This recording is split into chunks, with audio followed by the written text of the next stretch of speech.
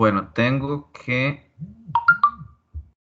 por aquí estoy viendo el canal y resulta que solo 8 personas han visto el video que subí, creo que fue miércoles o jueves, que ese video 15 de octubre, no, sí, el jueves entonces.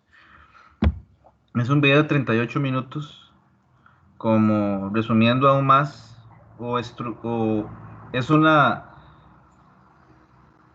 fue lo que yo dije el sábado pasado, pero más ordenado y con una estructura. Me senté y casi que tuve que repetir la clase porque vi que no se guardó, entonces aproveché para volver a dar casi que la misma materia, pero de una manera más estructurada y con una secuencia. Entonces, traten de verlo porque, por ejemplo, el curso de literatura griega y latina subí un video el jueves. En ese curso hay 14 estudiantes, hay 13 estudiantes y ya aparecen con 14 visualizaciones. O sea, tal vez hay estudiantes que lo han visto más de una vez. Entonces, si hay alguna Entonces, observación con con ese video, algún comentario, algo que no les haya quedado claro. Profe, disculpe, es que Sofía Abrera está teniendo problemas con el internet, entonces por eso que no se ha podido conectar. Ah, ok, está bien. Muchas gracias. Ella está conectada, profe, sino que profe, se disculpe, vieras que yo cortaba. creo que a mí no me llamó, bueno, es que no se escucha, ¿seguro hay mi internet o será que no me llamó, profe? Sí, yo llamé a todos. Bueno, Profe, yo ya estoy aquí, Jessica, que no quería interrumpirlo cuando estaba pasando listo, o sea, entré tarde. No lo quería interrumpir y después usted empezó a hablar sobre el video, entonces, para que sepa. Ah, ok, está bien. ¿Alguien más tenía algo que decir ahorita? Profe, soy Sofía, es que cuando estaba pasando lista me estaba fallando el internet y se me cortaba, entonces no pude escuchar cuando me llamó, pero yo sí me conecté desde el inicio. Ah, ok, está bien, no hay ningún problema. Profe, soy Margarita. Es que aquí se fue la luz y entonces se me fue el internet. Ah, bueno, está bien, está bien. Ojalá pueda volver pronto y que no se pierda la clase.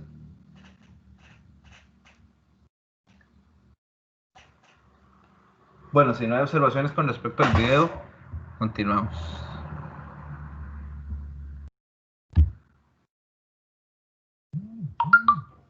Profe, disculpe, usted hace, o sea, porque es que o sea, me confundí un poquito.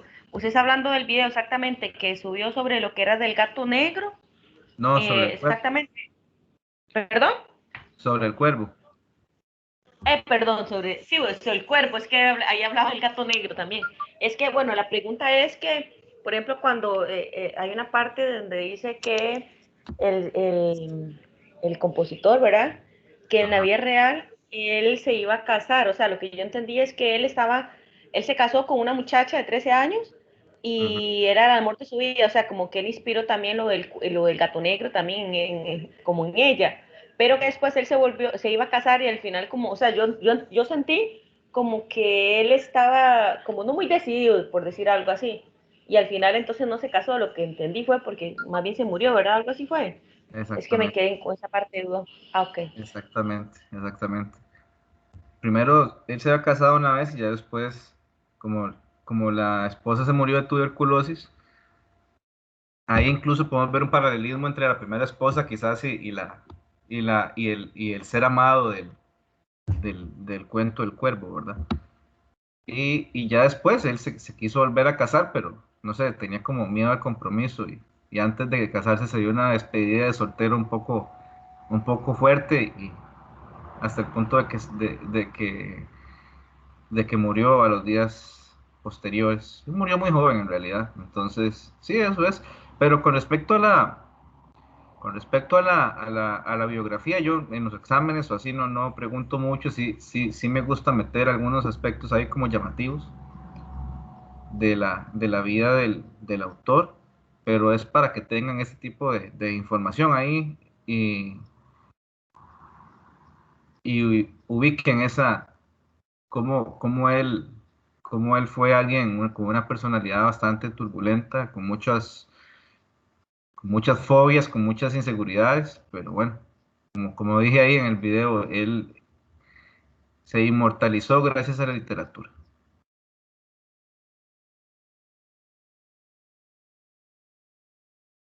Hasta el punto de que lo seguimos leyendo casi 200 años después.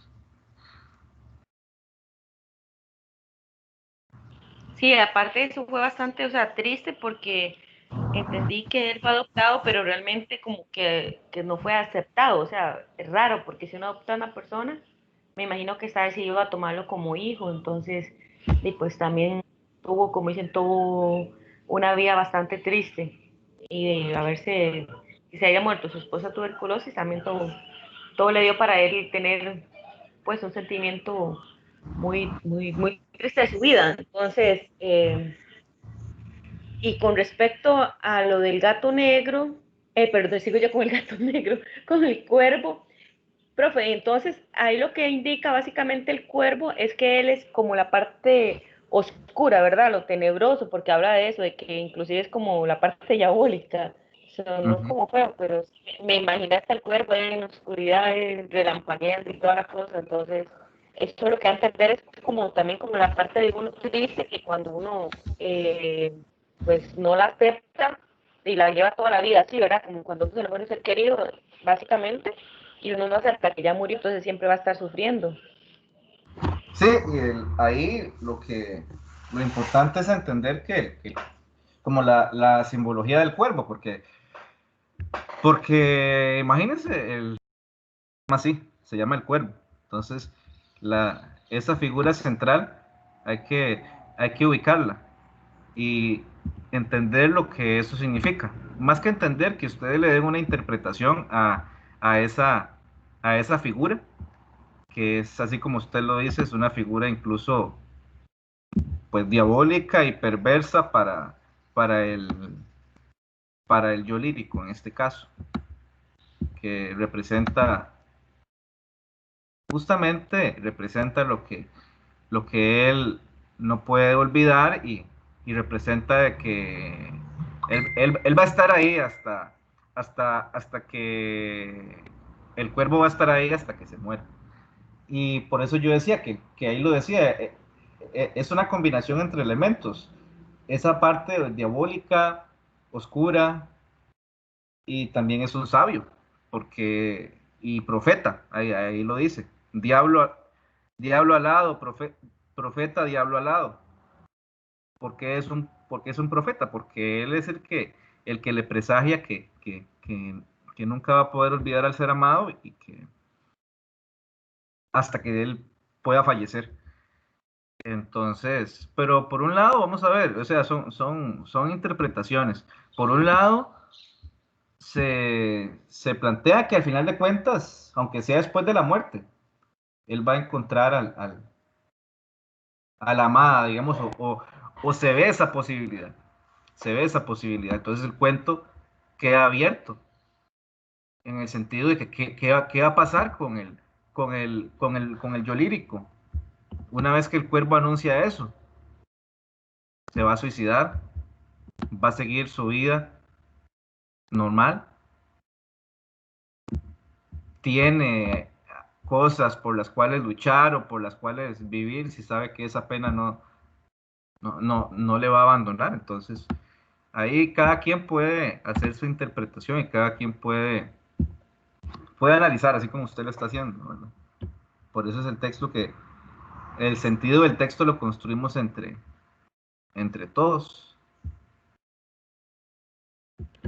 Vieras que en un momento me pensé en lo peligroso, profe, que sería una persona que esté tal vez un poco deprimida, con un pensamiento un poco pobre de la vida y leer un texto así porque básicamente también es, o sea, como que nunca va a poder superar algo, entonces sí me quedé analizando, vieras ese punto bastante, porque a uno normalmente siempre le dan a entender que cuando hay situaciones difíciles no son para siempre, que hay momentos, o sea, hay una luz más allá que se puede seguir y que la vida continúa, ¿verdad? Entonces, en un momento me pensé en eso, en que quizás uno cuando vaya a abordar ese tema como profesor, y si no tienen algún estudiante, que uno ve que el estudiante es así como muy oscuro, por decirlo así, con sus maneras y todo, pues tener cuidado de cómo aborda el tema, porque quizás le va a dar un enfoque diferente y el estudiante vaya a cometer una estupidez, y disculpe la palabra, pero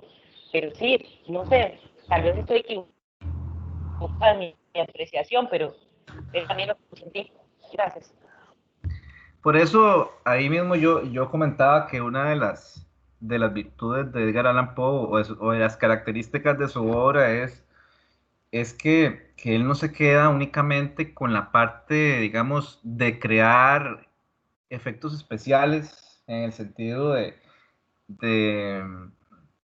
de construir un ambiente tenebroso, crear una atmósfera de misterio, sino que él penetra, él va más allá porque él explora esa angustia de los personajes.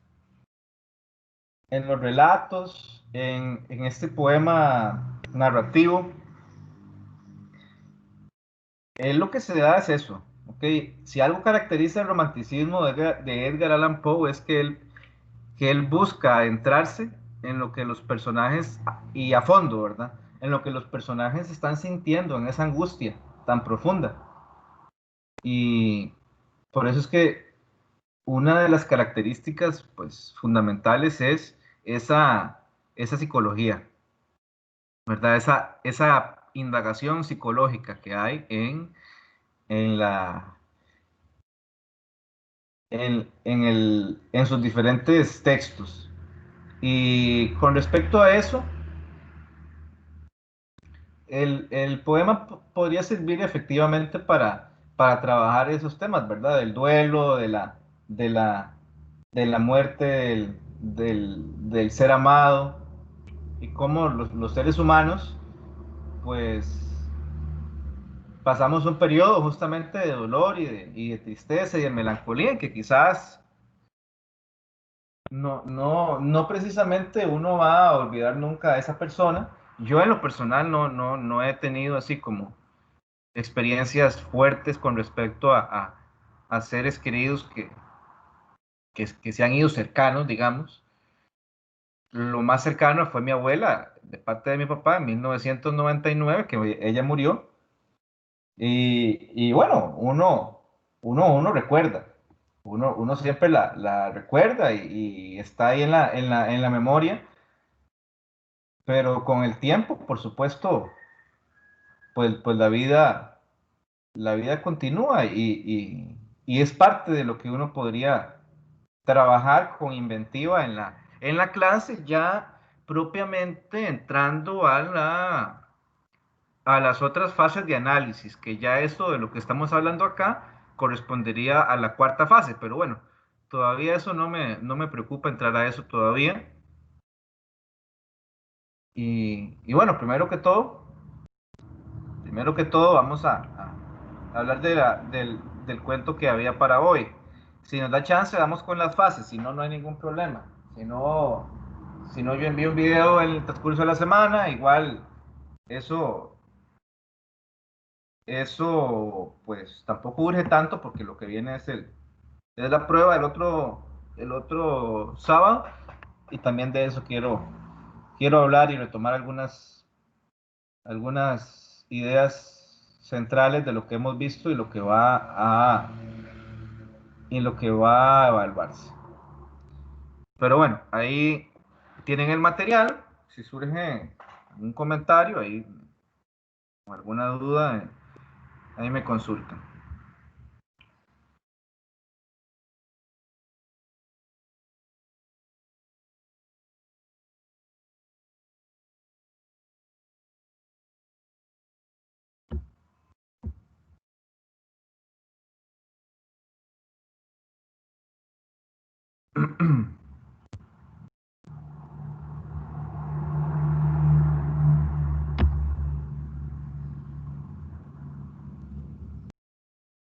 ¿Alguien ha ido a un matadero alguna vez en su vida?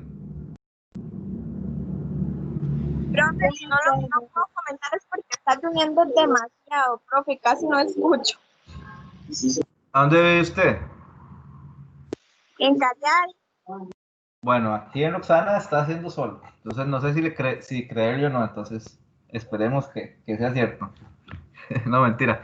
A veces pasa que qué sé yo, en un tramo de 2 o 3, de una distancia de 3 kilómetros o un ni kilómetro, escucho. en un lugar está lloviendo así parejo y en otro, y ya en un lugar más cercano está haciendo sol. Así son las rarezas de esos climas. No sé si los que son de Guanacaste o de San Carlos les pasa lo mismo.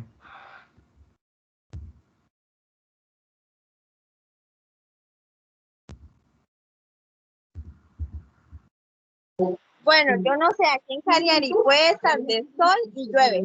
Entonces, es loco. Ok. Bueno, intuyo que nadie ha estado en un matadero, yo tampoco he estado. Lo más cercano que he estado a un Yo matadero es este cuento. Profe, yo lo más cercano que estuve era en una porqueriza y ahí Ajá. hacían, o sea, mataban demasiados cerdos. Y cuando estudié en el colegio técnico aquí en Guapiles, yo llevé esa área porque a mí me llamaba la atención, entonces también. Ok, eso es lo más cercano. Pero digamos, a ver, yo en una cantina es Montecillos, diferente a un lugar donde matan cerdos, porque hasta donde yo sé, eso es donde los crían, pero ahí los matan también, porque mi papá Sí, tiene una finca y el señor que le cuida la finca tiene por ahí, ya de él tiene un lugar donde él cría los cerdos, pero no sé si él los mata ahí una vez. Igual matar un cerdo no es tan difícil, no, ¿verdad? No, no hay que ir a un lugar tan especial. uno, perdón, uno de los mejores amigos de mi papá, él tenía una porqueriza muy grande.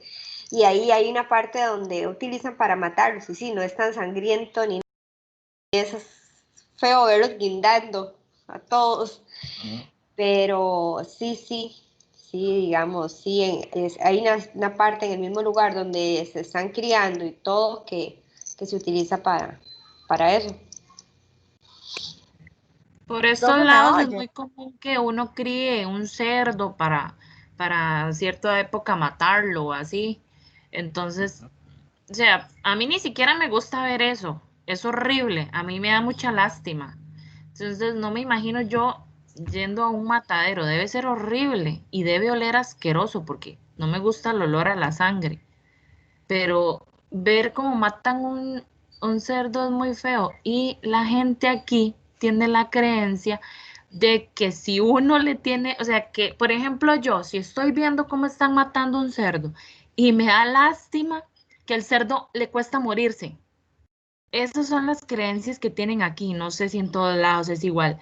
Entonces, ya mi esposo no me deja ver cuando están matando un chancho porque siempre me pongo que casi que lloro porque es horrible, pero qué rico que sabe. Exactamente, eso le iba a decir. Eso le iba a decir. Profe, de hecho que cuando hay personas que ven eso se vuelven como que ya después no comen ni cerdo, ni res, ni nada de esas cosas porque les da mucha lástima y se llegan a ser hasta vegetarianos. Yo te puedo decir que a mí me cuesta muchísimo comer, digamos, si veo cuando lo matan, me cuesta muchísimo ese mismo día comer la carne. No me gusta, no sé, me da como asquillo, pero Ajá. no sé, son loqueras mías. Sí, hay una película en Netflix donde en Corea del Sur creo que es donde crían una raza especial ahí, creo que no recuerdo si es un cerdo, pero es evidentemente un animal modificado que los envían a diferentes partes del mundo y los crían en la naturaleza. Y, y justamente se da el proceso de que una niña, ¿verdad? Ese sí es de Corea del Sur, pues lo cría y se encariña con el animal. Pero ya cuando llega el momento de que ellos tienen que entregarlo para sacrificarlo, ella se va detrás de esa criatura y va a dar a Estados Unidos porque es la lucha de ella para recuperar el animal. Y ahí se da justamente, cuando llega a Estados Unidos, se da el proceso en donde ahí ella está viendo cómo es que los aniquilan y cómo es que los van sacrificando. Y no es solo eso, sino es cuando están concentrados en un lugar, todo el estrés y todo el sufrimiento que viven, pero efectivamente uno lo que piensa es uno comúnmente no se pone a pensar en eso. Uno nada más, como dice Tania, ¿verdad? Piensa en la alimentación. Sí. Profe, vieras bueno, y como yo estaba estudiando economía agrícola, yo sí fui a varios mataderos, pero el más grande el que fuimos fue el de Montecillo. Ajá. Y ahí, eso que usted estaba diciendo ahorita, de todo el estrés que pasa el animal, ¿verdad? Y todo eso.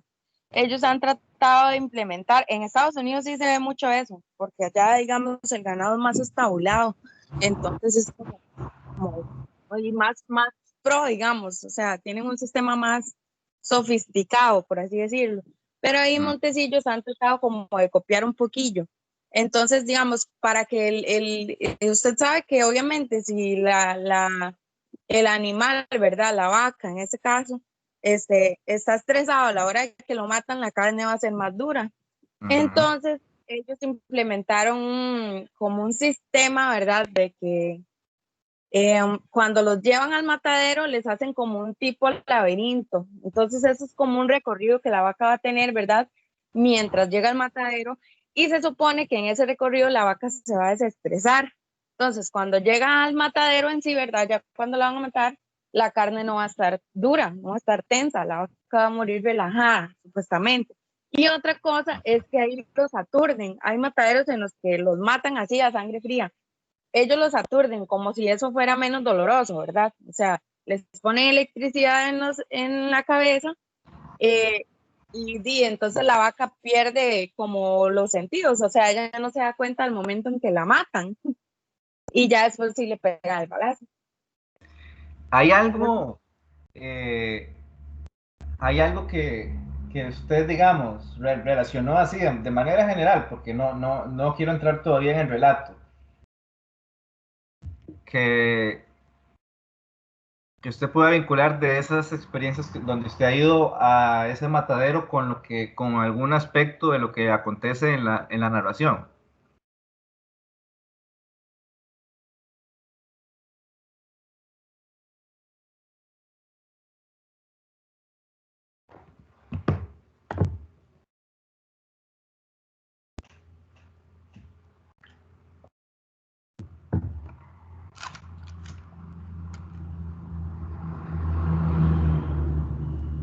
Si no leyó, no importa, puede decirlo, no hay ningún problema.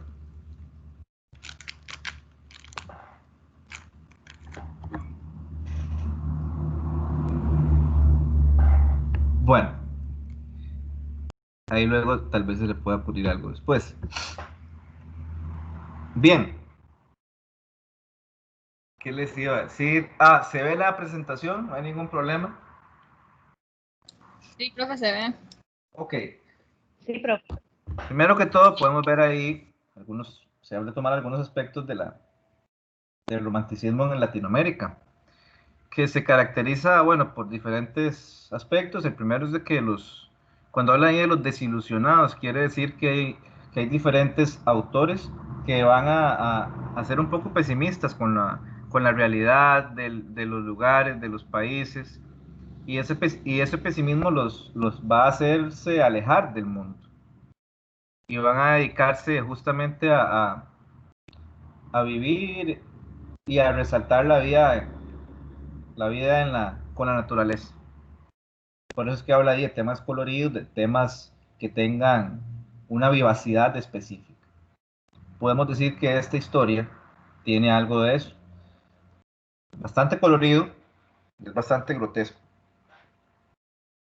Entonces, ese rasgo que luego habla ahí de exotismo es algo que va a marcar bastante el romanticismo en Latinoamérica.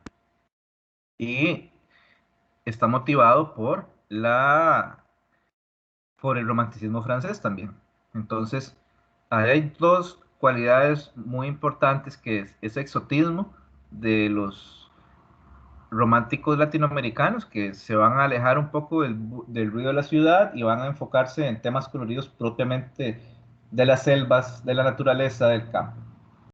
Y eso tiene, como segundo elemento, tiene una clara influencia francesa. Entonces, el romanticismo latinoamericano tiene bastante de francés en ese caso. Otro elemento importante que ahí lo menciona, ahí se considera el indio americano. Ya a diferencia del romanticismo europeo, el romanticismo latinoamericano el romanticismo latinoamericano va a ubicar el tema indígena. Va a buscar el tema indígena. ¿Ok? Siempre uno dice, bueno, ¿qué es eso de salvaje honorable? Pues es parte de la visión que tenían los románticos latinoamericanos del indio. Por un lado, uno puede decir, sí, por lo menos rescatan algunas temáticas en sus poemas, hablan de ellos, pero lamentablemente eso no quiere decir que los consideren como personas, como seres humanos. Como ustedes pueden ver, los consideran como salvajes. Entonces, ahí hay una doble situación, porque los consideran, los rescatan, los mencionan, por lo menos, los ubican, pero por otro lado no les dan esa condición de igualdad humana que merecen, porque son seres humanos. ¿Ok? Entonces esa visión europea del indio todavía se ve bastante en los románticos latinoamericanos. Aparte que ellos se formaron la mayoría en Europa, entonces vienen con esa visión medio europea. Como siempre, los latinos, en el caso de los ticos, se da mucho que van a esos países y ya creen que son europeos o españoles, ¿verdad? En el caso de esa nacionalidad particular. Pero bueno. Cambian el tono cambian toda la forma de hablar y todo. Sí, es vacilón, ¿verdad? Es divertido. Pero bueno, siguen siendo los mismos igual. Igual, se trata justamente a propósito de lo que sucedió el lunes, que era el día del encuentro, el desencuentro, la masacre de las culturas. Por supuesto, hay que entender que la influencia española es tal, no hay que negarla, como tampoco hay que negar el genocidio y la situación que todavía prevalece en cuanto a la invisibilización del indígena. Eso no está superado todavía, no está superado. Y ese día lo que nos recuerda es eso. Muchas veces en las instituciones nos conformamos con que todos los profes vamos vestidos no sé, uno va vestido de chino, otro de mexicano, otro de indígena y así, y ya. Pero es bueno también, lo cual no tiene ningún problema, está perfecto. Pero también recordar que esa fecha nos alerta de que aún nos falta demasiado para llegar a una dignidad de estas comunidades. Otros aspectos importantes es eso que hablábamos ahora, los problemas americanos en sus obras. ¿Como cuáles? Como la pobreza, la desigualdad, la reciente libertad que los países están experimentando, porque el romanticismo en esa época, estamos hablando del siglo XIX, los países apenas están independizando. Entre 1800 y 1850, o están en proceso de. Entonces, es toda aquella discusión de la identidad latinoamericana. ¿Qué somos ahora? Ya España, ya no somos de España. Entonces, ¿ahora qué somos? ¿Para dónde agarramos? Es parte de esa descripción de los problemas americanos. Otro aspecto importante tiene que ver con lo más habitual del romanticismo, que es lo sentimental, ¿verdad? Se va a expresar esa miseria, esas frustraciones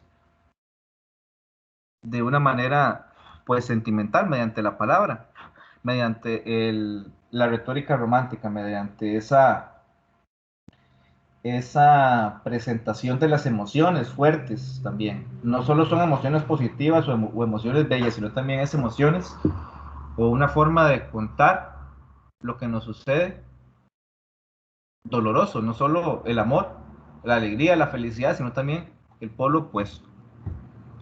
Otro tema muy importante que lo vemos con el relato es la identificación por parte de la nación. O sea, los poetas le cantan, los narradores le cantan a la nación, a la patria, y van a ubicar sus ficciones, van a ubicar sus textos en honor o para referirse a diversos aspectos de la nación como tal. En este caso, está muy claro que el relato se ubica en un conflicto donde un sector es el que gobierna con un dictador. ¿Cómo se les llama a ellos? A los que gobiernan, a los que oprimen. ¿Alguien recuerda la lectura? Algo de Rosas, me parece, porque el apellido del señor era Rosas. Excelente. Rosas es el dictador. Y a ellos se les llaman los federales. Entonces, el texto se refiere a eso. Ya ahora vamos a entrar a ver si el texto apoya a los federales o si los denuncia. Ahí luego vamos a entrar a esa discusión, pero bueno, se refiere a aspectos que acontecen en la patria, en los países. ¿Ok? Luego,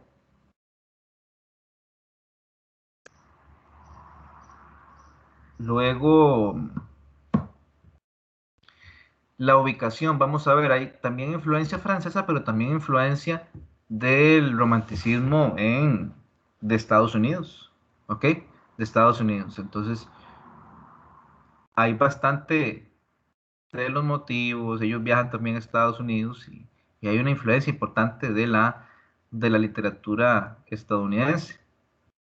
Y lo que les decía, un rechazo a los españoles. ¿Por qué?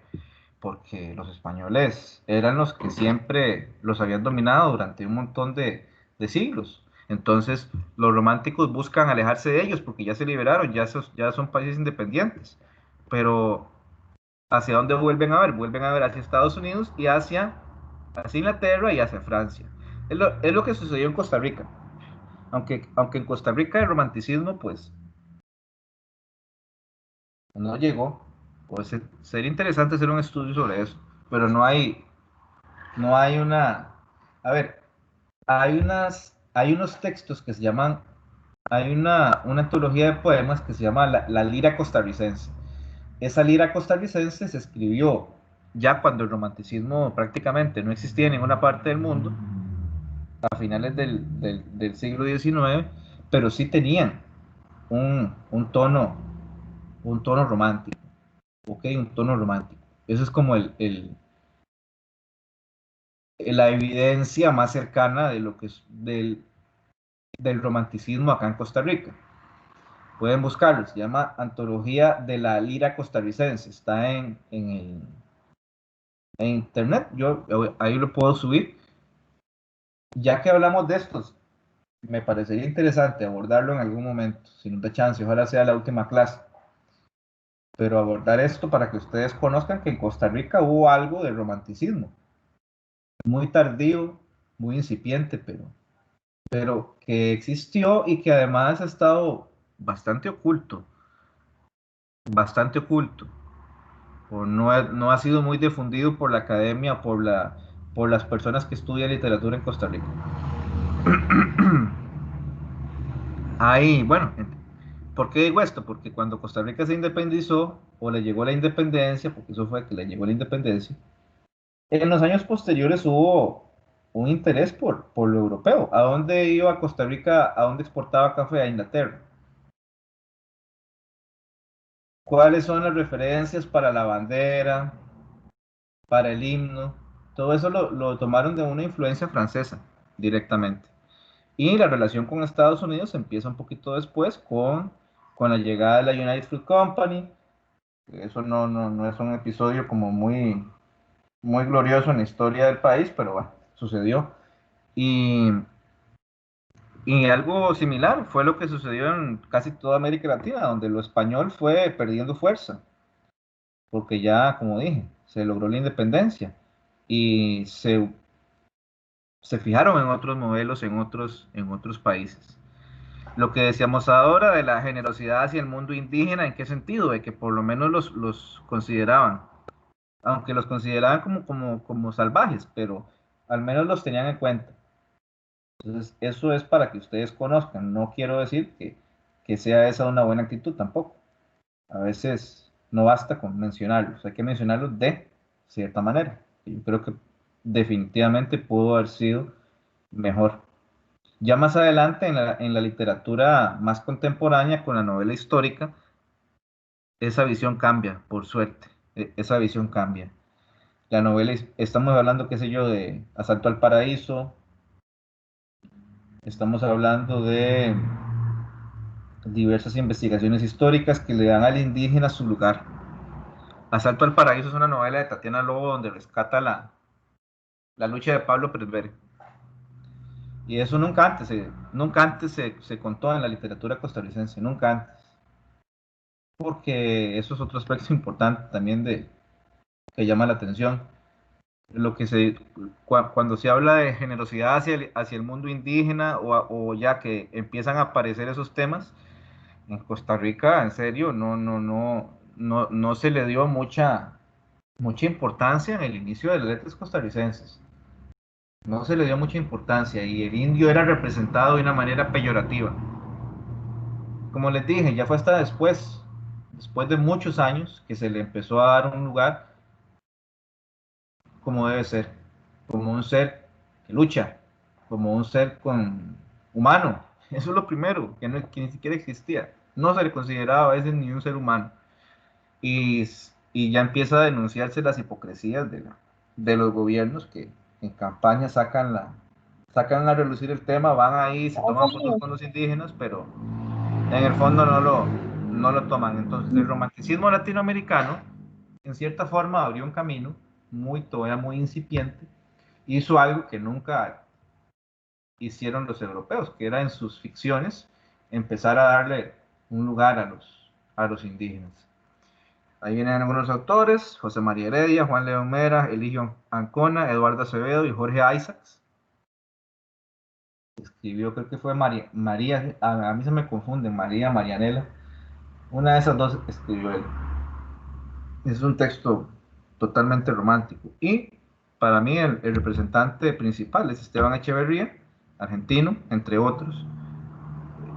Él estudió en Buenos Aires, nació ahí también. Y la Revolución de Mayo, que es un acontecimiento importante, que es el que se retoma también en la obra. ¿Ok? Como muchos estudiantes de la época, ¿sí? Me escucha, ahora sí, es que vieras que antes no sé, como que no me servía el micrófono, se me quedó como pegado. Cuando usted me preguntó como que qué relación veía con digamos, lo que yo había visto en los mataderos y el cuento, fue así, ¿verdad? Sí. Bueno, para contestarle.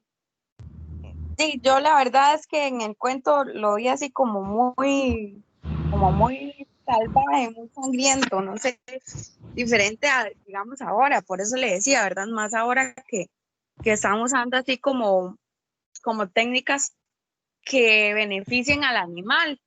Yo me imagino que tal vez años atrás sí era muy similar a como lo describían en el cuento, ¿verdad? Que a la gente solamente le importaba la plata que iban a sacar a raíz de la carne, ¿verdad? Que iban a vender de las reses. Ahora no, ¿verdad? Ahora se enfocan más en que el animal también esté bien, pero bueno, yo si no me equivoco, o bueno, yo lo relacioné así, yo creo que el matadero a lo que hacía referencia Esteban Echeverría era el país, ¿verdad, profe? Vamos al país y a la dictadura creo que era que estaban viviendo, ¿o no? Esa es una lectura muy importante que se va a retomar a continuación, pero sí, es una... Cuando usted habla de que hace referencia al país, a eso se le llama también, desde el punto de vista literario, es una alegoría. ¿Por qué? ¿Por qué es una alegoría? Porque algo tan particular va a adquirir tintes pues, más universales. ¿Por qué? Porque es como una alegoría, como una metáfora de lo que sucede en el país, con los Ajá. elementos que usted habla. Y yo me imagino que entonces la matanza, ¿verdad? De todos los novillos que estaban matando, entonces yo creo que tal vez lo relaciono más bien con la gente que se oponía. Claro. Sí, más o menos. Sí, sí, sí. Porque eso se da al final de la historia, cuando aparece el unitario. Pero sí, Ajá. y bueno, ya me estoy adelantando. Y la masa es la masa que sigue al dictador, ¿verdad? Pero bueno, Esteban Echeverría no inventó esta ficción de la nada, y es algo muy importante que tienen que entender con el romanticismo latinoamericano, que más adelante lo vamos a ver, que no es un romanticismo, no sé si puro, llamarlo puro, pero no es un romanticismo al estilo europeo, de que, de que está claro y los límites están, digamos, como establecidos. El romanticismo, en algunos casos, latinoamericano tiene ya tintes de realismo, pero bueno, eso lo vamos a ver ahora más adelante. Y bueno, él, muchos, como Edgar Allan Poe también, como Edgar Allan Poe, se dedica a tomar guaro, a pegarse la fiesta, ahí a vacilar, pero también adquiere conciencia de las situaciones del país.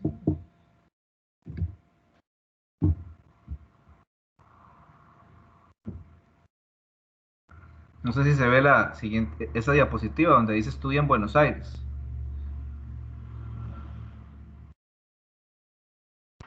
Sí, profe. Ok, creo que no lo...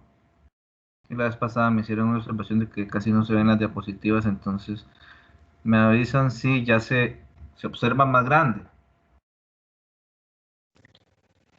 Sí, profe. Se Sí. ve Ok, entonces él estudió en Buenos Aires, estudió en Francia, es lo que les decía de la influencia francesa. Se impregna de ese sentimentalismo francés y cultiva otras artes, como el dibujo también. Y es cercano a la ciencia.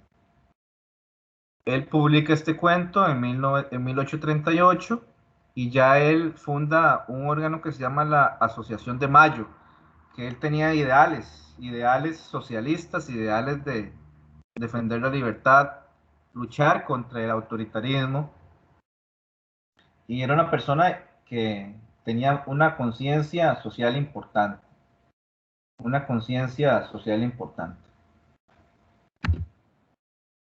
Por eso mismo es que él se exilia, o se va al exilio, sí, a Uruguay. Y ya ahí su carrera, digamos, artística va en declive por esas circunstancias, porque tiene que huir del país, es perseguido, y todo eso va a influir en su estado de ánimo, en su estado de salud, hasta el punto de que moriría pocos años después. Creo que podemos ver por las biografías tanto de Poe como de este autor que el destino trágico de los personajes románticos en las ficciones también es parangonable, se compara con el destino trágico de varios creadores del romanticismo. Vida y obra se fusionan, se vuelven una sola, y es un elemento a tomar en cuenta.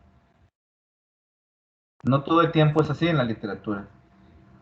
Recordamos que el narrador es una cosa y el escritor es otra. Eso nos dice la tradición literaria. Pero también Eso no quiere decir que no existan similitudes.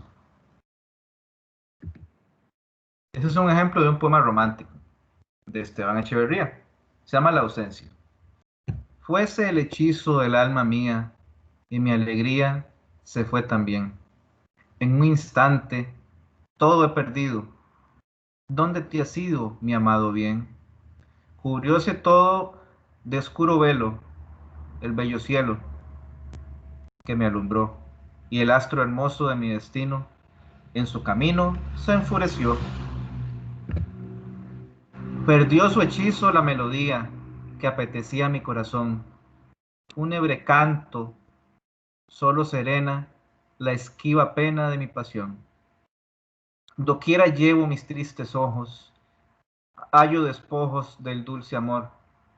Doquier vestigios de fugaz gloria, cuya memoria me da dolor.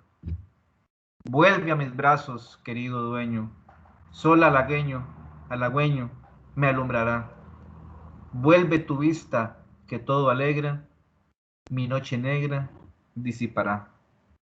Es un poema romántico con bastante melancolía, con bastante tristeza, y que enmarca un poco la esencia de ese tono sentimental para referirse a la ausencia, en este caso del ser amado, que implica incluso una ausencia de él. Una ausencia de él, porque el hecho de que no esté el ser amado implica que él tampoco está.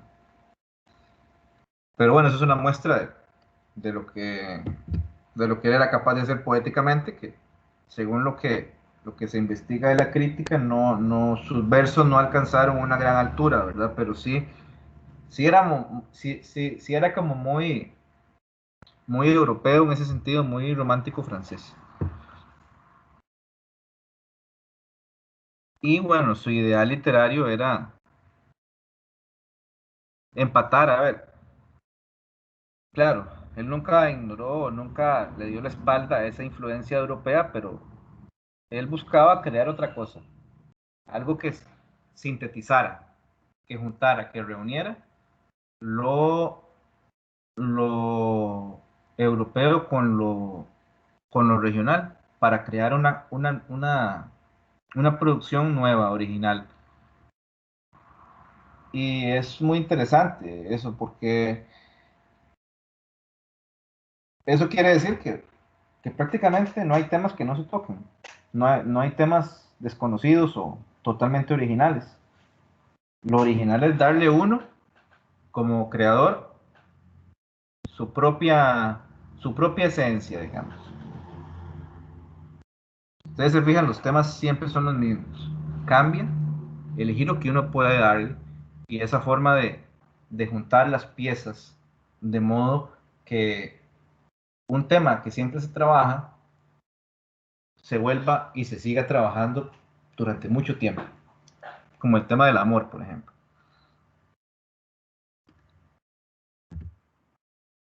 ¿Ok? Se llama novela, vamos a ver, podemos decir que es una novela corta, no es una novela como tal. Y bueno, ni siquiera, en realidad yo creo que más bien es un cuento. Bueno, eso me parece que es secundario. Digamos que es un cuento. Es un texto de 15 páginas, no es ni una novela corta. La novela corta tiene más o menos 100 páginas. Entonces, digamos que es un aspecto que hay que corregir. Es un texto político. ¿En qué sentido? En que expresa una realidad, una situación que tiene que ver con el poder. Cómo se ejerce el poder y cuáles son los efectos de ese ejercicio del poder en los ciudadanos que están ahí en la realidad textual. Y se liga directamente con lo que sucede en Argentina en esa época. ¿Ok? ¿Qué sucedía? Pues justamente, pues desde 1810 se da la lucha de independencia y de transformar la sociedad. Ya no se quería tener más el dominio de los reyes y se quería, pues, buscar a ver, más que buscar un camino, también un camino propio, también se quería buscar otros, la libertad para buscar asociaciones y para buscar afinidades con otras naciones. Porque mientras estuvieran anclados a España, eso no podía ser de esa manera. Entonces había un grupo ahí de la burguesía, de la aristocracia, que quería otra cosa, diferente a lo que quería la monarquía en España. Justamente eran esos sectores de la minoría ilustrada. Vamos a ver, en España, en Argentina, ¿qué sucedió? Que luego de la independencia, pues el camino fue no el triunfo de un régimen, digamos, democrático, sino más bien de un régimen despótico, un régimen autoritario, dictatorial. Se pasó justamente de el, el dominio español al dominio de una sola persona o de diferentes caudillos. Entonces uno dice, bueno, esto fue lo que se dio, pero no había mucha diferencia entre el dominio español y este otro dominio. Y es lo que el texto un poco cuenta, ese contexto de la obra, ¿ok? Que se plasma en Juan Manuel de Rosas, que era un dictador, ¿ok? Era lo que les decía acá, se da la disputa entre los que quieren un régimen más civilizado, con instituciones, con libertades, y uno, uno más autoritario, que fue el que se impuso con Juan Manuel de Rosas, que era un caudillo, que era una persona que imponía el poder de manera dictatorial, y las masas lo seguían, ¿ok? Las masas, un sector importante lo seguían. A ese afán absolutista, centralizador, se le llamaron los federales, ¿ok? Los federales eran identificados con el régimen de Rosas, con el régimen de la dictadura o del ejercicio del poder por una persona, por un caudillo, por un líder autoritario. Y los unitarios eran las personas que querían otra cosa diferente, que eran los cercanos a Rivadavia. Querían algo más amplio, algo que no fuera únicamente una persona tomando todas las decisiones. Como sucede, no sé, ahora se me ocurre, en Nicaragua, como sucede en Corea del Norte, vamos a ver, hay muchos países latinoamericanos que tienen una fachada democrática, pero en el fondo es una dictadura, como en Honduras también. En Honduras sucede eso. Como está sucediendo en El Salvador, donde pues el presidente ahí como que, ante la crisis de los partidos más tradicionales que ha habido siempre, llegó un tipo ahí que quiere imponerse y que tiene ciertas medidas autoritarias. Entonces, el texto ubica esta disputa entre los federales, los federalistas ligados al poder, a la dictadura, digamos, y los unitarios, que son, digamos, en este caso, los que quieren un cambio y una democracia más amplia. Es lo que hablábamos ahora. El relato entero es un retrato, una imagen de esa sociedad que, que es caótica, que es bastante grotesca, y lo que hablábamos ahora, que el matadero simboliza, bueno, la tiranía del dictador, y eso también es lo que sucede en el país. Es un símbolo, el matadero como símbolo, como metáfora, como alegoría. Es lo que hablábamos la vez pasada, el cuervo. El texto se llama el cuervo tiene un símbolo, el matadero nos da un símbolo también, pero es un símbolo aquí que se construye de la mano directamente con el texto. Entonces, ¿qué simboliza el matadero? Simboliza, como dice ahí, la tiranía del gobierno, pero también simboliza la situación general del país. Entonces, el texto está estructurado, yo no sé si ustedes vieron, El texto está estructurado como en tres secuencias, en tres grandes secuencias, que se dividen en diferentes microsecuencias. ¿Cuáles son esas tres grandes secuencias? Bueno, la parte inicial, donde se habla del tiempo. ¿Qué tiempo es? El tiempo de Cuaresma. Y hay escasez en el país. Hay escasez de carne. ¿Cuánto tiempo tenían sin comer carne?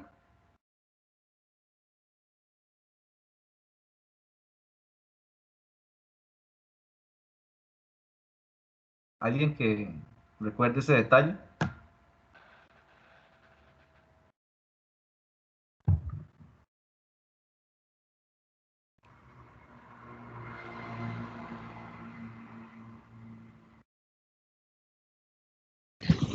Es que no estoy segura, pero no eran 15 días. Exactamente, muy bien. Y en esos 15 días comían otras cosas. Que esas otras cosas, pues, adquirieron un precio altísimo. Que eran gallinas, que eran huevos y que era el pescado. Entonces, ¿qué pasaba? Que había un hambre total porque era un país muy pobre. Y solo comían los que podían pagar esa cantidad de dinero por el pescado principalmente. Pero era un clima de pobreza. Sí, Y hasta decía que por la situación el precio del pescado y de la gallina había subido un montón. ajá, exactamente. Y ahí, en esa primera parte que nos da un clima general de la situación, más que todo de Buenos Aires, se ubica ese elemento religioso tan fuerte. ¿Por qué? Porque hay como dice, un compañerismo y una relación directa entre la iglesia y el gobierno. ¿Ok? El gobierno de Rosas tiene como entre sus sectores privilegiados a la iglesia. Por eso es que se ubica en ese rito de la Cuaresma, por eso es que describe bien ese poder religioso, que no la pasa mal, quienes la pasa mal es el pueblo. Entonces, hay ahí, de entrada el texto establece, en esa primera parte, las condiciones de las fuerzas sociales que hay ahí. ¿Ok? El ligamen, iglesia-gobierno, la situación de escasez, de pobreza, que se ve en esos detalles, en un país como Argentina, que la carne es lo que más se consume, y 15 días sin eso. Entonces es algo bastante duro, bastante fuerte. Entonces, a ver, ¿verdad que se supone que en la Cuaresma la gente no come carne? Tengo entendido. Sí, eso dicen, creo que los católicos son. Ajá, entonces ahí en el texto lo que se da, eso se da porque no es porque la gente esté haciendo cumpliendo con el rito religioso, es que lo hacen porque no tienen, o sea, porque no tienen opción, no hay carne. No hay, se supone que hay escasez. Entonces, eso cambia y ahí pasamos a la segunda secuencia, donde el texto se va a centrar en el espacio, en el lugar central de la historia, que es en el día 16, cuando ya llegan y se ubican en el matadero. ¿Ok? En el matadero. En el día 16 traen ¿cuántas reses? 50, profe. 50. ¿Y cuántas están acostumbradas a comer la gente en la ciudad? Entre 250 y 300. Ajá. Entonces, ¿eso qué nos quiere decir? Que esos reces solo iban a comer la gente de plata, los pobres iban a seguir aguantando, los que no podían iban a seguir aguantando, porque obviamente le iban a dar, o sea, preferencia a los de alto rango. ¿Y quién iba primero?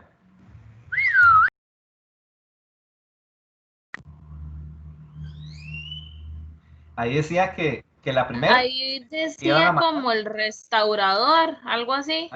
El restaurador es justamente Rosas. El restaurador se le llama ahí, ¿verdad? Pero es una forma de referirse al dictador o al gobernante caudillo del momento. Él iba primero que todo, primero él, en lugar de la mayoría. Entonces, eso es una imagen también Sí, porque interesante. a él le dieron uno entero. Ajá, exactamente, exactamente. Y ya después el texto se desplaza a contar, a describir ese espectáculo grotesco donde se da todo, donde es lo que les decía ahí, cómo se describe el matadero, qué nos da a entender esa descripción, muchachos. Sí, profe, yo entiendo que es como que el pueblo siempre se queda con las obras, con las obras, sí, porque Ajá. sí, ahí mencionan que iban y recogían las tripas y unas muchachas, si no me equivoco, algo así, como que un pedazo de algo, como que tenían que sacarlo como lo que podían de carne, por decirlo así. Ajá, Que exactamente. otros, uno es demasiado, fue demasiado para mí interesante, pero como que yo decía, guacala, me quedaba como impactada. También la parte donde dice que degolló a un niño. Ajá, ajá. Uy, Eso Dios, un poquito adelante. Ajá. yo digo, santo, yo tuve que volverlo a leer para ver, yo decía, ¿en serio? O sea, demasiado impactante, o sea, demasiado grotesco, sí. Ok. Vean ustedes que se nos Profe. se nos quedó un elemento en la primera parte, que ahí va de la mano. La escasez en el país, las carencias, pero por otro lado, lo que nunca faltan son las desgracias. Porque tras de que no había mucha carne, no había nada de carne, ¿qué había en abundancia? Y que también da esa imagen del matadero como algo hasta incluso, no sé, a mí me dio la sensación como que se pinta un clima casi que apocalíptico.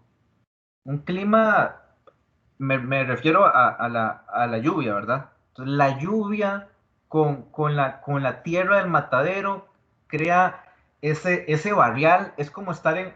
Yo me imagino que un matadero en este caso no es un matadero como el que uno podría ver en donde el piso es de cemento. No, ahí eso es un puro barrial y lluvia, 15 días de lluvia y la gente revolcándose en en la, en charcos, en barrial, y además, como lo dijo Raquel, estamos hablando de hace casi más de casi 200 años.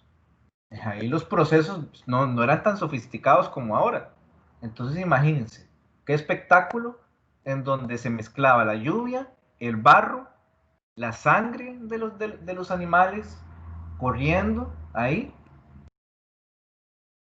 de las reses. Otra cosa importante, hay que ver los detalles del texto. Ese texto abunda en detalles llamativos. Era tanta la carencia que hasta las mismas ratas, o sea, las alimañas, lo peor de lo peor, habían muerto, que no tenían que comer, ni siquiera. Y, y ya como dice la compañera, ya en el matadero como tal, esa segunda secuencia del texto se centra en el retrato del matadero. Así como la compañera lo describió o transmitió lo que ella sintió al leer el texto. ¿Alguien más tiene otra observación sobre eso mismo?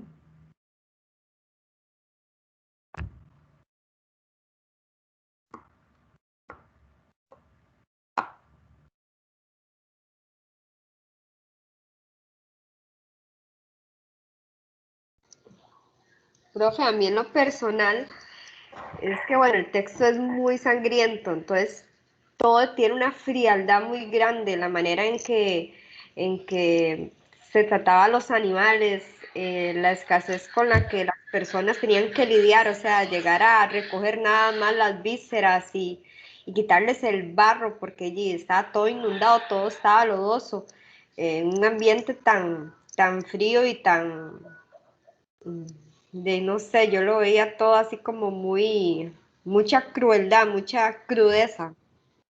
Eso que usted apunta es muy importante porque cuando hablamos cuando usted habla de un ambiente frío, quiere decir, a ver, el texto es romántico porque construye una atmósfera cruel, como usted lo dice, donde los colores, donde esa vivacidad, yo me imagino esa combinación del rojo de la sangre con el barro, transmite ese extremo emocional, digamos, de crueldad y violencia y destrucción.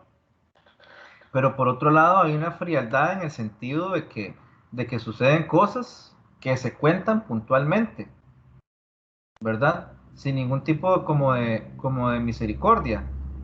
Sucede con el niño este que matan, porque están persiguiendo a la única res que se les fue. Entonces ya cuando faltaba la última, la red se va y hace un recorrido larguísimo por toda la ciudad y ya cuando llegan, cuando la tienen, por amarrar a la red, llegan a degollar a un niño. Entonces se cuenta como que sí, como que el niño ya lo degollaron, lo narran de manera fría, porque justamente esa frialdad y esa crueldad van de la mano. Pero hay otro aspecto importante ahí que tiene que ver con la violencia y la destrucción. Hay violencia y hay destrucción entre los mismos humanos a causa de qué? A causa del hambre.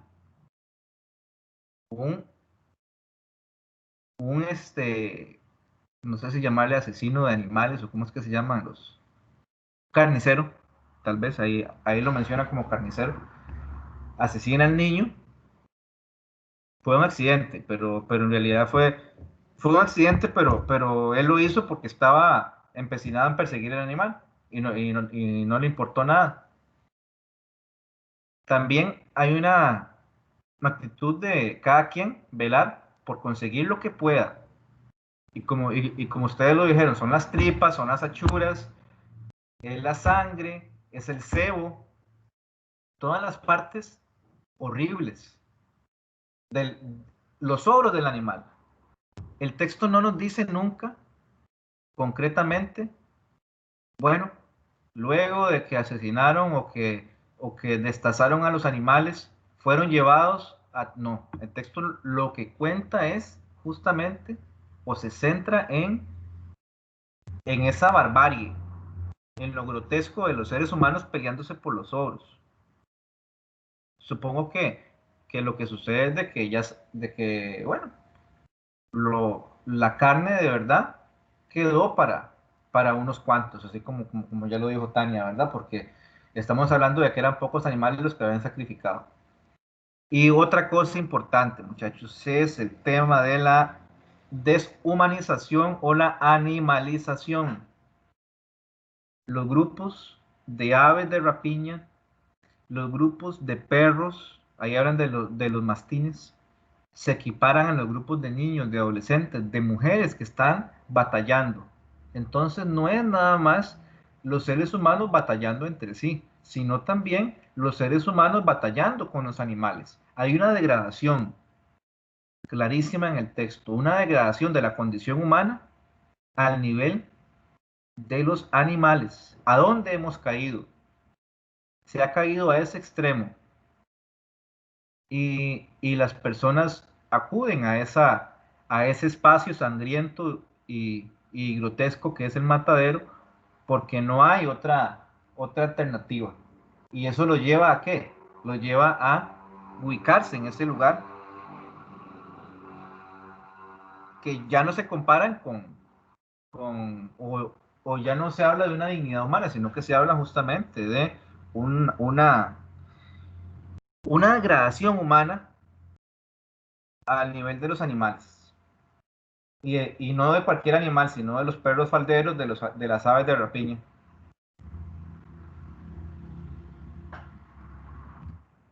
Y bueno, la última secuencia es la del unitario. Cuando aparece el unitario, que se identifica porque tiene la patilla en forma de U y se identifica porque todo el mundo lo odia. Todo el mundo lo... bueno, otro aspecto importante de la animalización o la deshumanización es que si ustedes se fijan, nadie A nadie tiene nombre ahí. Solamente uno ahí tiene un nombre. Vamos a ver si lo lograron identificar. Solo a un personaje le dicen el nombre como tal. Encarnación Escurra, creo que era la esposa de... Ay, no me acuerdo quién era esposa, pero sí tenía como un papel Hay otro. como que era muy... Profe, es que ahí se menciona Matasiete, pero no es un apodo. Ese mismo. Es como, bueno, no es ni el nombre, es el apodo, ¿verdad? Entonces, hay una deshumanización que más bien empieza por ahí, que empieza porque no se le da el nombre a las personas. Hay un anonimato, hay una deshumanización totalmente. ¿Ok? El nombre nos da a nosotros la identidad, el nombre es parte de lo que somos. Y ahí no hay nombres. Ahí no hay nombres. De ninguna forma. Y bueno, aparece el unitario, que es una persona que la gente desprecia. El unitario representa, a ver, y el unitario, yo no sé si ustedes sintieron eso, pero el unitario, yo lo comparo como el último toro, la última res de las 50. ¿Por qué?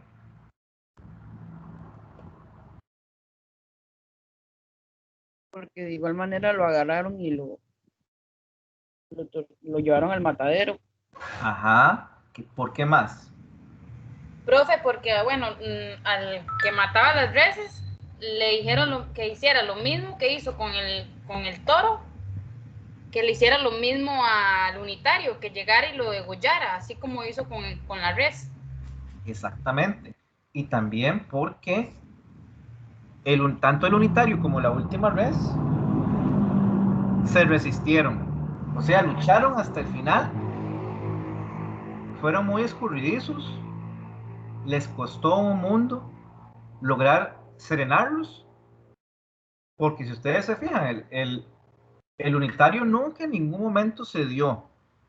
Nunca en ningún momento ni pidió perdón. Nunca en ningún momento agachó la cabeza. Más bien, estando agarrado, enfrentó al juez. Enfrentó al juez. Profe, pero qué crueldad que al final lo que dice él cuando ya y el otro se resistía era que, ¿por qué se lo tomaba así si eso era un juego? Eso me pareció como tan repugnante. Claro. Y al final de cuentas, sucede lo que dijo ahora la compañera. Incluso se insinúa, el texto es abierto por eso, se insinúa de que él pudo haber sido ultrajado, pudo haber sido violado. Pero bueno, lo que sucedió fue que en realidad sí, se da la escena del asesinato del unitario como que fuera una res. Y el juez en realidad no es un juez, el juez es parte también. El juez no es un juez. Y ahí se da una denuncia justamente al poder dominante, donde los encargados de impartir justicia nada más lo que hacen es decir cómo va a ser asesinado. No dice, bueno, se le va a hacer un juicio, qué hizo el malo. No, solo por ser unitario, solo por ser opositor, de una vez lo asesinan. Y él de ninguna forma se agacha. Él resiste hasta el último segundo. ¿En qué sentido? En el sentido de que él defiende su condición de unitario. Él no niega quién es. ¿Ok? Denme un momento, creo que no se escucha muy bien. Voy a buscar unos audífonos.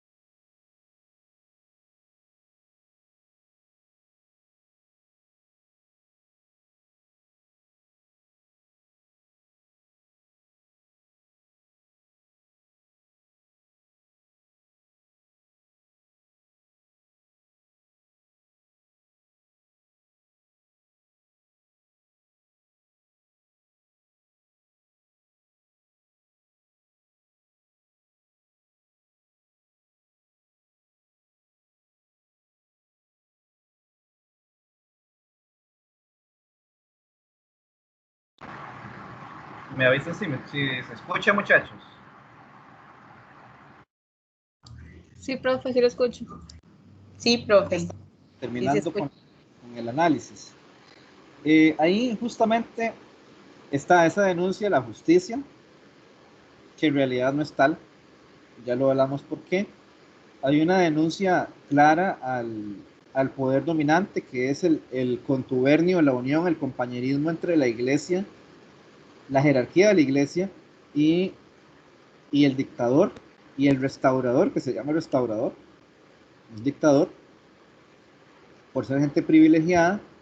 Y también al final el texto como que nos da una moraleja, ¿verdad?, de lo que sucede en el país. Pero también hay un elemento que a mí me parece interesante, que tiene que ver con el hecho de que la masa, de que la gente quiere ver sangre también, no solo con el animal, sino con el unitario. Más allá de que el unitario en realidad representa la ideología que va a sacar a la gente, o en teoría, una ideología que podría sacar a la gente de su condición de pobreza, que es la ideología de la libertad y que luche contra la opresión, ¿verdad? Pero ¿qué hace la masa? La masa, pues, es retratada en el texto como una masa que sigue al dictador, que sigue al caudillo, que sigue a las figuras religiosas y que no es consciente todavía no es consciente de más bien el beneficio que podría traerle seguir al unitario, ¿verdad? Y eso da un poco la idea de lo que planteaba la ideología de los unitarios, que tiene un tinte ahí ilustrado. ¿Por qué?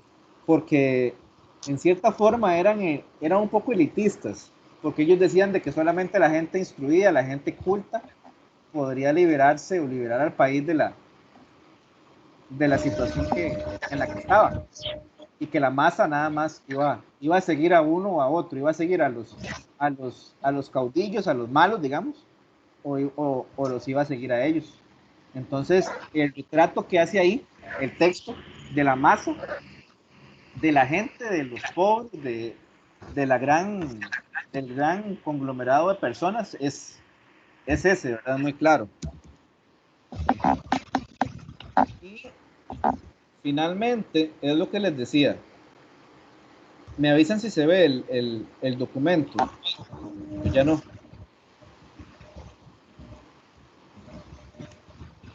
¿Se ve? Profe, sí se ve. Dice texto romántico realista. Sí. Ok. Sí, es lo que profe. les decía. Ok, es lo que les decía ahora. Y ya esto lo voy a tocar muy rápido porque ya tengo que hablar un poquito de la prueba. Es un texto romántico por lo que les decía, por las descripciones. ¿En qué sentido? Por lo salvaje, por lo colorido, el contraste ese cromático del rojo con el negro, con lo gris.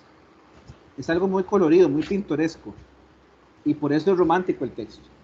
Pero también es real. ¿En qué sentido? Tiene algo de realista, porque él cuenta lo que ve, se supone. Él cuenta la realidad, no se evade de la realidad, no se aleja de la realidad como tal, como vimos al principio con los desilusionados. No, el narrador cuenta cada detalle de lo que ve, y de una manera incluso a propósito de la frialdad que hablaba la compañera. Él cuenta lo que ve. Él no habla ahí de lástima o conmiseración con los pobres. No, él cuenta lo que ve, sea bello o no. Eso es muy realista también. Entonces el texto dice texto romántico, texto realista. Pues hay una mezcla entre los dos. Y es parte de las particularidades, valga la redundancia, del romanticismo latinoamericano. Que ya el romanticismo latinoamericano tiene algo, tiene aspectos realistas. Es una especie de fusión entre diferentes elementos del romanticismo europeo y ya también elementos del realismo que empiezan a surgir. ¿Okay? Ya es un cruce, es algo más cruzado. quiere decir de que no sean románticos. Sí son románticos, pero muy diferente a lo que se puede conocer.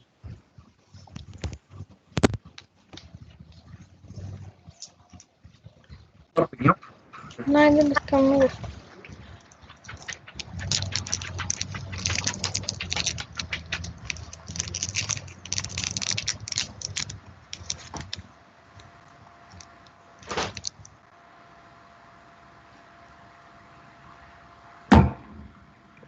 ¿No?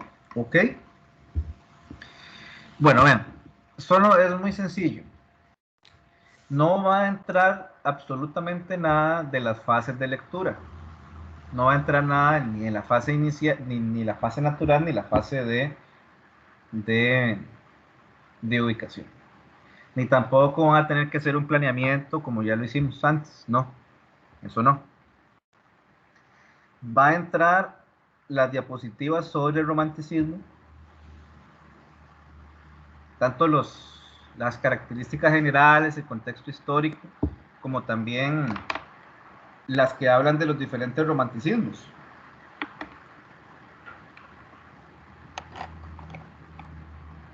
Y también la diapositiva sobre Edgar Allan Poe y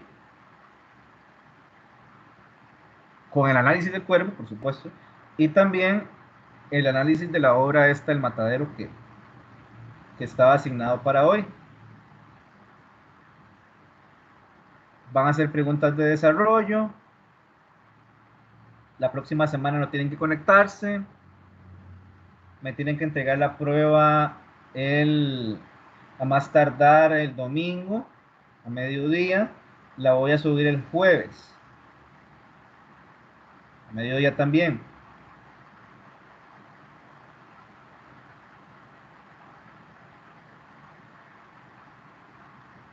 Entonces, no sé si tienen alguna observación, algún comentario de eso.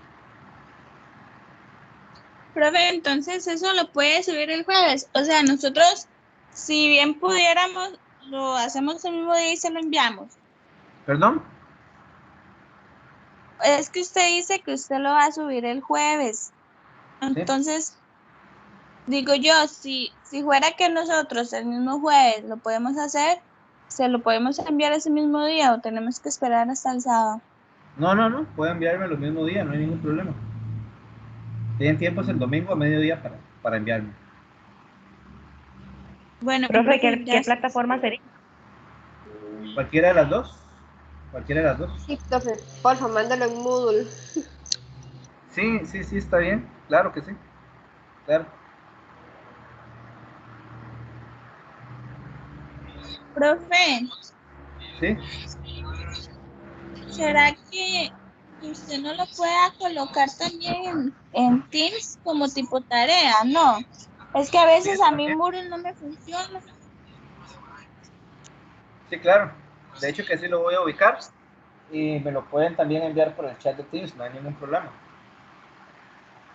Bueno, profe, gracias. Profe, una pregunta. Sí. ¿Esas diapositivas sobre romanticismo están en archivos de este chat? Yo creo que sí, igual ahí están las clases, pero si no están yo voy a fijarme y se las voy a enviar hoy mismo. Sí, es que no los veo. Aquí en los archivos. Ok. No, si no yo lo subo igual, como les dije. Están los de estas clases, están prácticamente todas ahí en YouTube. Pero lo que pasa es que las clases caducan. No, en YouTube están. Yo les he enviado el link al grupo para que lo puedan ver, ahí no caduca nada. Sí, es cierto, porque yo estuve revisando y sí sale bien en YouTube. Es más, una debilidad que tiene este Teams es que no se pueden ver videos ahí, prácticamente. Solo videos muy cortos, propios de la clase, digamos, de que ustedes lleguen y abran Teams para ver una clase. Es imposible prácticamente, es imposible. Por eso yo lo subo a YouTube de una vez para que ustedes lo puedan repasar. Pero voy a fijarme. Bueno, si no, yo repasé, profe, yo la repasé y están ahí en el chat, están. No sé, a no ser que tal vez alguna compañera haya borrado, pero ahí en el chat usted las había subido todas. Sí, ahí tiene que estar. ¿Qué cosa, profe? No, las presentaciones anteriores. Ah, sí, entonces va a subir Profe, esta. ¿Sí? yo tengo, porque yo como que las guardo en una llave maya. Yo tengo la lingüística y el estudio de la gramática. ¿Qué es la lingüística? Otro curso. Ramas de la lingüística. Tengo usos de las letras, un video, que eso fue como en la clase 3, y ya después como en la Eso es el clase otro 5. curso. Ah, sí, estoy en lingüística, sí, perdón. Bueno, en taller. Vamos a ver. En la clase 1 dice que tengo Don Juan Tenorio, que no lo hemos leído. Tengo El Cuervo, tengo El Matadero y lo de Frankenstein. En la clase 2 tengo romanticismo y tipos de romanticismo. Ajá. Y en la clase 3 tengo el romanticismo español e hispanoamericano, que hicimos lo de la presentación de un poeta o algo así, de la poesía. Ajá. Y Eso no. en la clase Todo lo que 5, usted dijo, eso no. en la clase 5 tengo lo de las fases, que usted dijo que no. ¿Lo de las qué? Lo de las fases, la natural y lo de... Eso, no, eso no. Entonces sería como en la clase 1 que está lo del matadero, lo del cuervo, y en la clase 2 que está lo del romanticismo y tipos del romanticismo.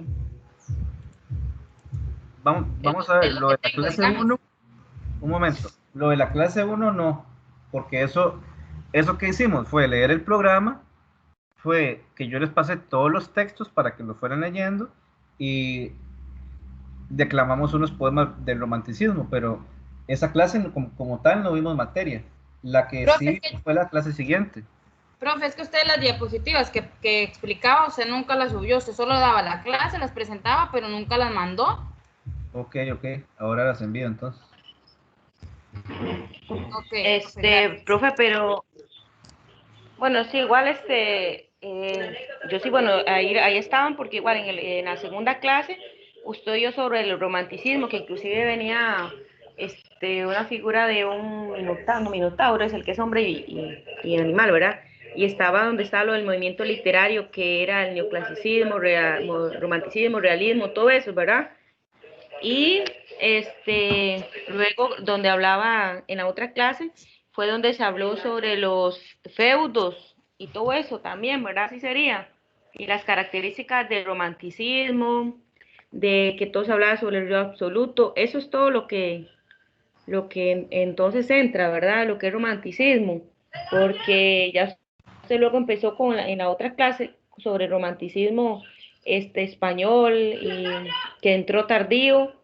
Esta parte no, ¿o sí? También, eso sí. Ah, ok. Sí.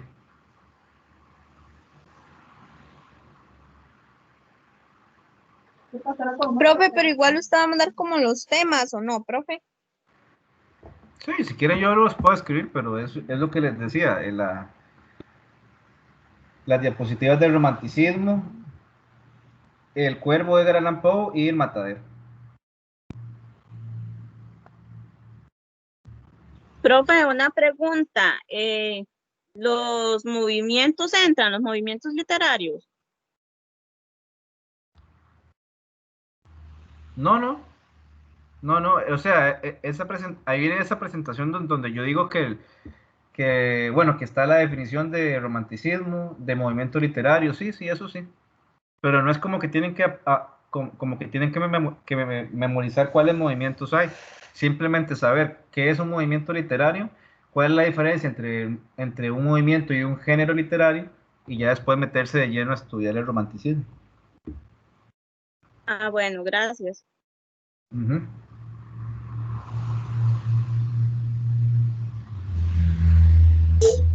Profe, Militza, ¿cómo está? Dígame. Entonces, usted lo sube el jueves a mediodía y nosotros se lo tenemos que responder del jueves al domingo. Sí, señora.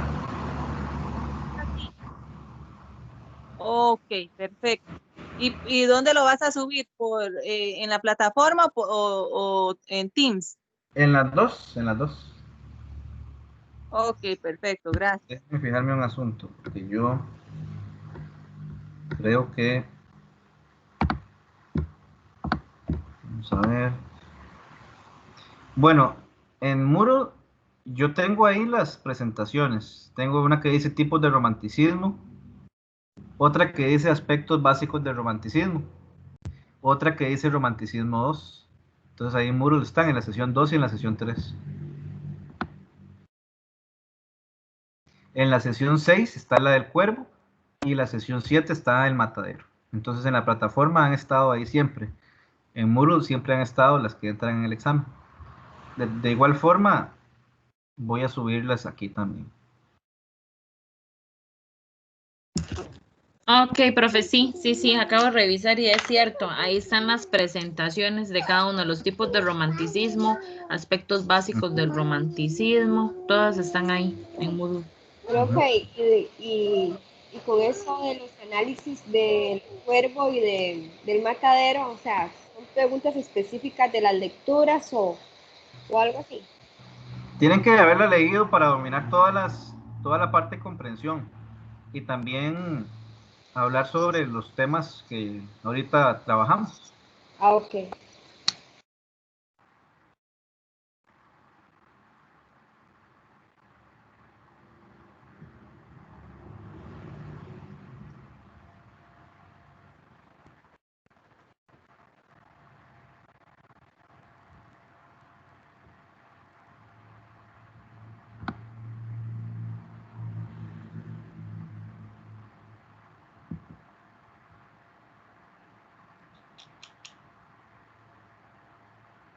Bueno, si no hay otra observación, ahí igual, como saben, ¿verdad? Me pueden preguntar. Y yo voy a estar ahí a las órdenes, ¿verdad?